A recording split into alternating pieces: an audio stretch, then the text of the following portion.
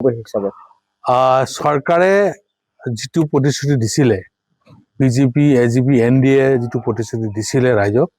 চৰকাৰ গঠন কৰিয়েই সেই প্ৰতিশ্ৰুতিৰ ইউটাৰ্ণ মাৰিলে মূল্যবৃদ্ধি ইমানেই বৃদ্ধি পাই আছে দিনক দিনে বৃদ্ধি পাই আছে সকলো বস্তুৰ দাম দৰ বৃদ্ধি হৈ আছে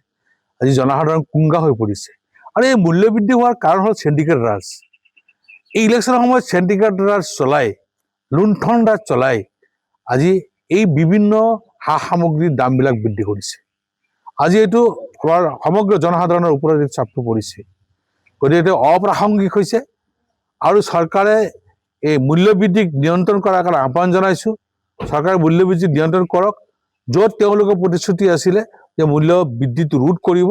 আৰু অধিক এতিয়া ৰোধ কৰাৰ বিপৰীতে অধিক মূল্যবৃদ্ধি হৈছে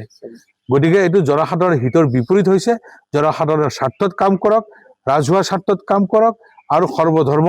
মতে ৰাজধৰ্ম পালন কৰি চৰকাৰটো প্ৰচাৰিত হওক তাৰে আশা কৰিছোঁ বিজেপিয়ে কৈ আছে যে মধ্যপ্ৰদেশত হোৱা যুদ্ধৰ প্ৰভাৱ পৰি পেলাই সেই মূল্যবৃদ্ধি হৈছে তুমি যদি শাক পাচলিৰ পৰা সাৰৰ পৰা তেললৈকে ইন্ধনলৈকে চবতে মূল্যবৃদ্ধি হৈ আছে আমি ভাৰতবৰ্ষ কি বহিৰাজ্যৰ তলতীয়া হৈ আছো নেকি ভাৰতবৰ্ষৰ বেলেগ ৰাষ্ট্ৰৰ পৰা আমদানি হলেহে আমাৰ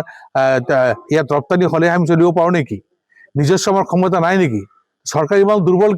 চৰকাৰ ইমান দুৰ্বল কিয় হৈছে যে নিজস্ব ক্ষমতা নাই উৎপাদন ক্ষমতা হ্ৰাস কিয় পালে গতিকে হ্ৰাস পোৱাৰ কাৰণে চৰকাৰে দায়ী এইটো এটা অজুহাত দিছে এইটো অজুহাত নহয় আচলতে লুণ্ঠন ৰাজ যিটো চলাই আছিলে আমাৰ যিটো চেণ্ডিকেট ৰাজ চলাই আছিলে সেই চেণ্ডিকেট ৰাজৰ এইটো ফল